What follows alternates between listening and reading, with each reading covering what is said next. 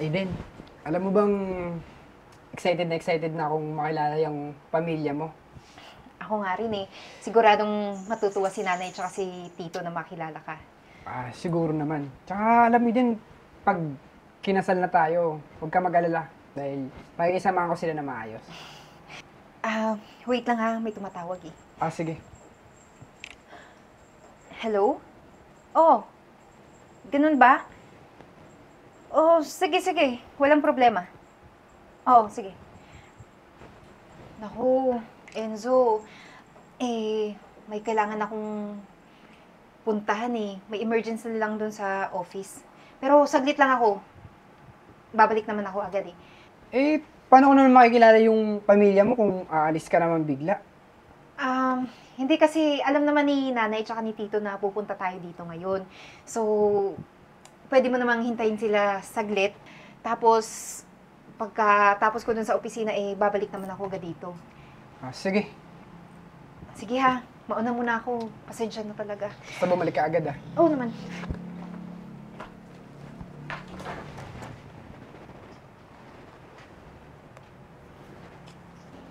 O pare, maya pauwi na ako. Sige. Hoy! Katulong ka dito, di ba? Anong karapatan mong umupo dyan? Tumayo ka nga!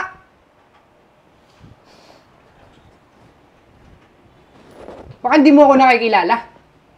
Ako lang naman ang mapapangasawa ni Eden. Ngayon alam mo na kung sino ako. Siguro naman, alam mo yung trabaho mo bilang katulong. Asikasuhin mo ako, pagluto mo ako, kuha mo ako na maiinom. Bilis! Sige po, sir. Kayo po pala ang mapapangasawa ni Ma'am Eden. Sige po, sir.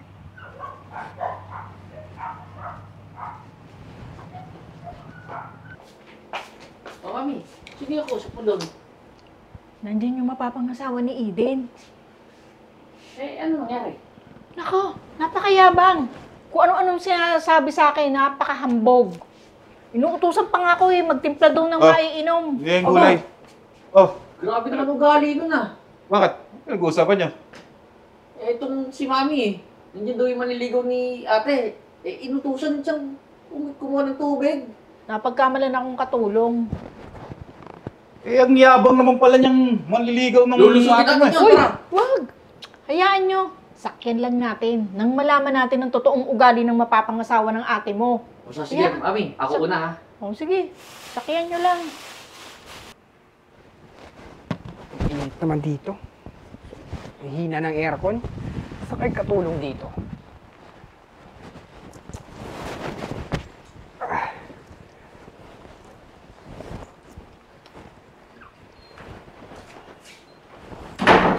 Wait.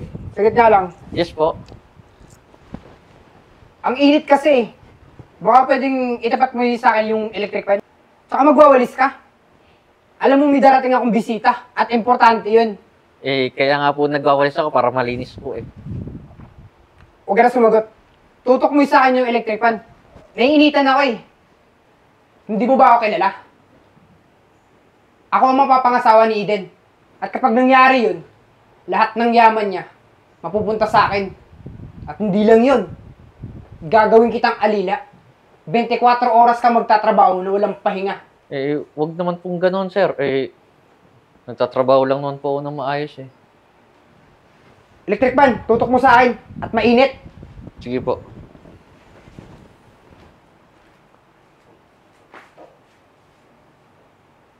No, tagal pa ba yan? Nagugutom na ako. Hindi, madali na lang to. Confirm nga. Tama nga ang hinala. Peperahan lang nung lalaki yun si ate. Sinasabi ko na nga ba eh. Ganun ba? Kaya mo, ako naman nasusubok dyan. Sige. Oy pare. Pare, konti na lang. Pabalik na rin yung si Eden. Sinabihan na ako kanina na babalik din siya agad eh. Sige pare. Sige na. Ano ba? Di ka tumitingin sa dinadaanan mo ah. Ano ka ba dito? Pasensya na sir. Ako yung hardinero nila. Hardinero ka lang pala eh. Sa susunod, ilalanin mo sino binabangga mo ah. Alam mo ba ako yung mapapangasawa ng amo mo? At kapag nangyari yun, magdidilig ka ng buong village. At hindi lang yun. Dahil mapupunta sa akin ang lahat ng karapatan niya sa negosyo. At matakot ka sa akin, ha?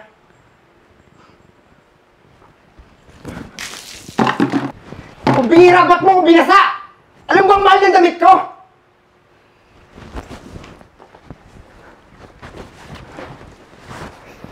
Ano yun? Si Tito. Tara, punta natin. Tandaan mo to, ha? Hindi pa ako tapos sa'yo. Pagbabayaran mo to. At kayong dalawa, ang tinitingin nyo, wala niyo akong tissue! Ha, ganun. Ayaw niyo makinig. Sige, umanda kayo. Dahil pahihirapan ko kayo. Ano nangyayari dito, ha? Ba't kayo nagkakagulo? Eh, Eden, itong hardinero mo, binangga na nga ako, binusan pa ako ng tubig. Tapos itong dalawang to, pinagtutulungan ako. Di ba makakatulong mo to? Eden, sabihin mo nga sa kanya kung sino kami. Hoy, nanay ko yan, tito ko to, at kapatid ko yan. Sila yung sinasabi mong katulong? Ikaw, Enzo, sumusobra ka na, no? Tama na yung pagiging mayabang mo. Alam ko na yung plano mo, pati ang ugali mo. Kaya nga nagsama ako ng pulis para ipadampot ka. Matagal mo na ako ninanakawan. Pati yung mga kaopisina ko, niyayabangan mo. Tinatakot mo para magkapera. Teka lang, Eden. Pwede natin pag-usapan to. Huwag mo naman ako ipakulong. Tapos na, Enzo. Tama na. Maghiwalay na tayo. Officer! Officer! Damputin niyo yung lalaking yan. Hoy, ikaw. Sumama ka sa akin sa presinto. Ang tagal ka na namin hinahanap. Ang dami mo ng kaso, patong-patong na yung kaso mo. Ang dami mo ng nilokong tao. Halika dito. Tara, sumama ka. Sir, teka lang po, sir! Yan ang bago Sir! Sir, magpapaliwanag ako, sir! Kaya sa susunod, kikilalanin mo munang mabuti yung iaakyat mo dito. Hindi yung ganyan ang ugali. Okay na yun. Kaya nga eh. Kundi nga lang ako pinigilan dito yung mami kanina, baka natamaan pa sa akin yung lalaking yun eh. Ang tapang eh, no? Tama na. Okay na yun. At least, diba? Ayun na. Makukulong na siya. O so, sige, mag-ain na muna ako. Gutom na ako. Nakaka-high blood eh. Halika, tulungan kita. Tara. Sige, tito. Bigyan mo muna yan doon.